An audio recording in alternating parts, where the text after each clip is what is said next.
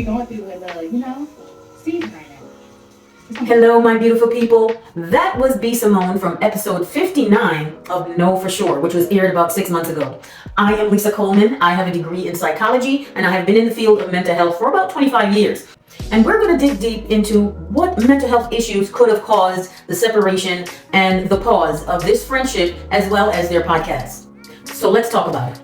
So episode 59 is called Let's Be Honest. And when B Simone starts speaking, she says that she and Megan have been having some struggles in their friendship. She wanted to be transparent about it. She wasn't going to go into any details on the platform, but she mentioned that they're working on it, they're praying about it, they're seeking spiritual and guidance from their mentors, their spiritual mentors, as well as praying about it and trying to communicate with each other. And then after B Simone makes that statement, she then passes it on to Megan and say, hey, Megan, would you like to add anything to this? And trust me, when Megan begins to speak, it opens up everything. This episode was very eye-opening. So I'm going to discuss that. But before I get into that, I do want to talk a little bit about these two ladies and their background. But I wanted to kind of go over who these two ladies are. So what I discovered with B Simone was, she started out as a cosmetologist in Dallas, where she grew up. It was mentioned that she stayed with her grandmother. So I didn't hear much about her parents, her mother and her father, so I'm not sure what was going on there. But she did mention being raised by her grandmother, or being in the company of her grandmother. And then she started her social media platforms, which was YouTube and Instagram, around 2014. Gorgeous girl. Honestly, she looks similar to Aaliyah. When she started on her platform, she started rapping. She could just rap off the top of her head. She was very good at that. And then in between the rapping, her comedy. She was super funny. You could tell that she was on the go. She was a hustler, she was a mover, she was a shaker. So of March of 2019, she started on Wildin' Out, which was a huge opportunity. She has been with Wildin' Out for quite some time.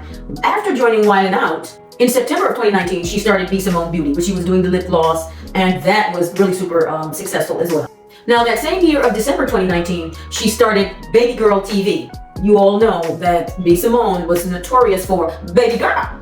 I think Baby Girl TV went until January of 2022. So it had a good long run. Started in 2019, went until 2022. Now, in May of 2022, she was the editor's pick of Forbes magazine for making $1 million, and then how she was able to do that as a creative in less than a year. So that was an amazing accomplishment for her. Now, November of 2020, that same year, she started her Baby Girl clothing line. There was another entrepreneur venture that she started, which was very successful as well, and she really made a big name for herself. Now, 2 years later, in March of 2022, she started her new podcast with her best friend, Megan Ashley, Know For Sure, which when they started, it was a huge success. So now I'm going to move on to Megan Ashley Brooks. I don't have a lot of details on her because I wasn't really familiar with who she was until she joined forces with B Simone. Now, when she joined forces with B Simone, she and B Simone were on a couple of talk shows, and also I did see some things on her Twitter where on a talk show with Funny Marco, she and B Simone mentioned they knew each other since 6th grade. And then I know on her Twitter, she mentioned that she and B Simone knew each other right around the age of 13, 14.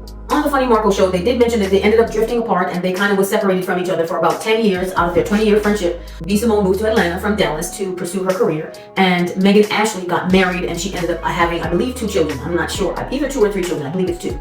Now, I did notice on one of the episodes that B Simone had on her YouTube channel was she was surprising her friend, which was Megan Ashley, and I believe this was right around the time she was finishing up esthetician school, which was right around February of 2020. And B Simone filmed the whole thing. She said she was going to go see her best friend graduate, and it was a really nice episode. Now, one of the things I did notice that when I was watching Funny Marco, he asked, come up with 3 words that would describe who you are. B Simone stated that the 3 words to describe her would be vibrant, lovable, and funny.